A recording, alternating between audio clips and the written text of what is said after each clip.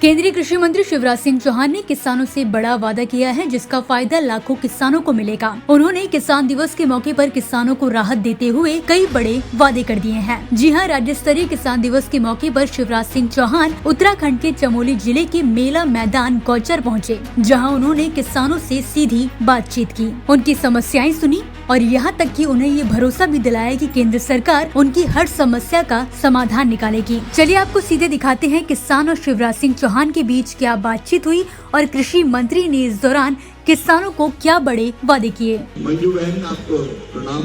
आपको भी प्रणाम सर। क्या क्या करती हैं जरा बताइए। हम एनआरएल से जुड़ के सर्वप्रथम हम महिलाएं बाहर आने के लिए बहुत डरते थे। अब जब से जुड़ के हम बाहर जाते हैं, डर हमारे मन से बाहर आ गई और थोड़ा थोड़ा बिजनेस करते हल्के से। गाँव में स्वयं सहायता समूह है आपका? हाँ, सारे लोग हैं। सेल्फ हेल्प ग्रुप कब बनाया आपने? हमने 2016 से। तो अब क्या क्या कर रहा है वो? 2016 से हम जुड़े, सर्वप्रथम जुड़े। 1 साल बाद हमारा ग्राम संगठन बना, उसके बाद 1 साल बाद हमारा कलेक्टर बना। अब हम हो गए 55 ग्राम संगठन और 365 महिलाएं। सब काम धूप बत्ती पे अचार और 6 महीने किसान के काम करते हैं, 6 महीने साथ साथ हम भेज दे उनसे। आप जो चीजें बनाते हैं वो बिक जाती है? उसकी थोड़ा हमें समस्या है, मार्केटिंग थोड़ा अच्छा नहीं बन पाता। मार्केटिंग के लिए क्या करना चाहिए बताइए। हमें जगह जगह स्टॉल दिया जाए और बिना उसका, जैसे नोएडा में फीस बहुत ज्यादा है, इस बार तो भी पर उतना इनकम अभी दिल्ली में जो लगा था हाँ। उसमें गए थे क्या? हाँ, ये नोएडा वाला सर। नोएडा वाले में? हाँ, उसमें फीस कुछ ज्यादा ही, हम लोग इतना जमा नहीं कर पाते। अच्छा, उसमें गए। मतलब और ज्यादा अगर आपको स्टॉल लगाने का मौका मिल जाए तो बिक्री और बढ़ेगी। हाँ सर, हमारे महिलाएं सब जुड़ गए, सब जाने के लिए इच्छुक है, पर इतना पैसा लगाने के लोग नहीं। चलिए देखते आगे उसके लिए। अब आपकी आमदनी कितनी है? तो मतलब साल के 1 लाख तक हो जाता है। साल के 1 लाख हो गए, मतलब लखपति दीदी तो होंगे। धन्यवाद सर। और हमारे दूसरे ऑर्गेनिक किसान सब गए थे दिल्ली वाले मेले में, ट्रेड करने सभी गए थे। और मैं निवेदन करूँगा श्री देवेंद्र सिंह नेगी, जो श्री अन्न मिलेट में मत्स्य पालन और कीवी में बहुत अच्छा कार्य कर रहे हैं, पोखरी से श्री देवेंद्र सिंह नेगी जी। देवेंद्र जी, पहले कीवी के बारे में बताइए। कीवी की संभावना बहुत है?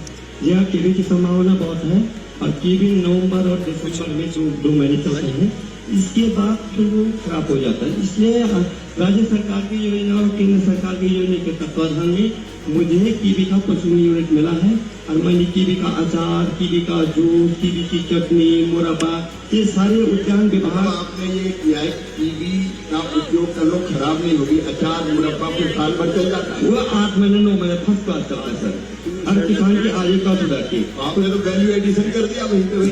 सर, ये सारा सरकार की योजनाओं के आधार पे हुआ सर। और उसके बाद मैंने मत्स्य पालन किया, ट्राउट मछली का उत्पादन।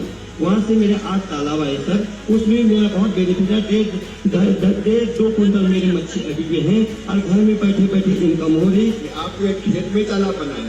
जहाँ खेत के बगल पे तालाब बनाया, जो थी वहाँ पर जहाँ हमारा पुराना था वहाँ पर तालाब बनाया। फिर मैंने सब चीज आजमाने की कोशिश की सर। मैंने कहा चलो क्या क्या कर सकते हो। मैंने पशुपालन किया, तो पशुपालन से दूध उत्पादन हुआ, 4 लीटर दूध बाजार जाता है, उसकी गोबर रहता है, खाद जो है जैविक के काम आती है। उसके बाद मैंने कीवी के पौधे लगाए, कीवी के पौधों के नीचे बीच में मैंने जो भी जगह खाली थी वहाँ प्लास्टिक मल्चिंग लगाया, उसमें मैंने बंद गोभी लगाई, उसमें मेरी गोभी निकली। मतलब जमीन का मैंने कोई हिस्सा छोड़ा नहीं, 20 वाली जमीन है सर। आपने तो कमाल कर दिया। इंटीग्रेटेड फार्मिंग करके बता दीजिए चीजें पैदा करो तो आमदनी बढ़ेगी। जी हाँ, जी हाँ। मैं सबसे ये कहना चाहता हूँ कि जमीन के छोटे टुकड़े अगर हमारे पास हो तो एक चीज से काम नहीं चलेगा, कई चीज करनी पड़ेगी। पशुपालन भी, मछली पालन भी, हार्टिकल्चर भी, फसल भी। तो ओवरऑल उससे कितनी आमदनी आपको हो जाती है? आमदनी 1 साल की 10-12 लाख। 4 आदमी को रोजगार दे रहा हूँ। ये तो 10 लाख हो गए, 10 लाखपति हो। मेरी एक रिक्वेस्ट आपसे, जैसे माननीय प्रधानमंत्री मोदी जी ने मिलेट के बारे में बोला और हम किसानों की वाहवाही हो गई, वैसे आपने यहाँ उत्तराखंड के माल्टा को भी ले जाना सर। एक शब्द बोलेंगे तो हमारा ले जाया जाएगा पूरी। जरूर जरूर सर, करते हैं आपको। और MBA करने के बाद केसर की खेती कर रहे हैं हमारे अगले किसान श्री नीरज भट्ट। नीरज, कब से केसर कर रहे हो, केसर की खेती?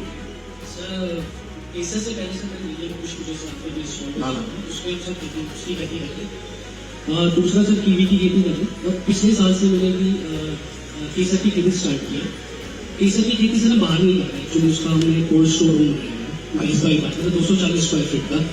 बीज हम कश्मीर से लेके आए, यहाँ पे हम उसको वो कंडीशन दे रहे हैं अपनी R&D करके कि भाई हम किस तरह से बिना मिट्टी और बिना पानी के और कम से कम साधन, उस पर हमने सब सोलर पैनल लगाए गए, उसी से हम बिजली, हमारी बिजली लगे, उससे हमारा सब केसर उत्पादन चल रहा है, काफी खुश उत्पादन है। और इसी चीज अभी कब से शुरू किया है सर लास्ट पिछले साल इसका परिणाम अभी और सर इसमें एक चीज और है, जैसे हम बीज लेके आते हैं तो कॉस्ट एक बार बीज की वो 7 से 8 साल हमारा एक बीज निकल जाता है और उससे और हमारे बीज पैदा हो जाते हैं, तो जो प्रोडक्शन है वो दर साल बढ़ता जाएगा, कम होने के आपने केसर की तस्वीर से लाके हम खेती शुरू की, मैं आपको बधाई देता हूँ। ये नए प्रयोग हमारी फसलों में विविधीकरण करेंगे और हमारी आमदनी और बढ़ेंगे। आपको बहुत बधाई। और इससे क्योंकि समय कम है तो मैं एक अंतिम किसान को लेना चाहूंगा, श्री सुधीर शैली, जो पशुपालन और दुग्ध उत्पादन के क्षेत्र में बहुत अच्छा कार्य करें गौचर से। सुधीर जी, आप पशुपालन नहीं करते या खेती भी है? थोड़ी बहुत खेती है, पशुपालन करते हैं। बताइए आप। मेरे पास शुरू में एक गाय ली थी, उससे रोजगार पूरा नहीं हुआ, फिर दूसरी ली, फिर उनके 2 बच्चे हुए, 4 हुए। उसके बाद मेरे पास 18 गाय थी, अभी मैंने बेच दी, अभी मेरे पास 8 हो चुकी है। अभी बेची क्यों आपने? आपका जो प्रधानमंत्री ने, मुख्यमंत्री ने दशहरी योजना वाला बोसा था, वो दशहरी ये तो आ नहीं रहा है। 2 महीने से गाय जो 14 लीटर दूध दे रही थी वो 2 लीटर आ गई। बोसा रोजगार करेगा। आप ये पशुपालन को क्यों नहीं देते हैं सैलरी वाला? जब हमें सूखा पशु दे सकते हैं तो वो भी दे सकते हैं। हम तो बेरोजगार हो, सब बेचनी पड़ेगी। आपका ये कहना है कि हर समय गाय को घास नहीं मिलता। ये अब यहाँ पे पशु ये पशुपालन वाले जितने भी यहाँ पे डॉक्टर साहब हैं, फ्रांसिस टैंक जो भी है, 1 बजे रात में इनको अगर पशु बीमार हो गया बुलाएं तो पहुंचते हैं, ट्रीटमेंट करते हैं। हम इनकी जितनी तारीफ कर सकें उतना काम करते हैं। पशुपालन की कितनी आमदनी हो रही? सारा 80-90 हजार हो रही थी महीने की, उसमें से 30-40 उसका गया, 30-40 हमारा बना। अभी तो आगे वो 2000। ये गाय बेचने के बाद? अब बेचते नहीं साहब, जब से गजारी योजना बंद हुई। अच्छा, योजना बन गई है। ये हमारा तो 2 लीटर में गाय जाके मतलब यहाँ छोड़ने वालों को सुन लो। इस योजना की क्या विशेषता थी? अब पता नहीं क्या क्या सब हमें समझ नहीं आता। पशुपालन से कोई चलिए अभी बात करते हम तो ये हैं। सोच रहे छोड़ने वाले आपके नौकरी करेंगे, क्या करो? उत्तराखंड सरकार की योजना। जी हाँ, अच्छा रहता है। हाँ, इसको अगली योजनाओं में सम्मिलित करने के लिए आपके सुझाव को सम्मिलित किया जाएगा। तो मैं निवेदन करूंगा सर, ये कार्यक्रम वो यही करते हैं और अगला जो कार्यक्रम इसके विशेष वो मंच से संचालित होगा। आप कुछ कहना चाहेंगे सर? आपको अब ऐसे कहेंगे जी।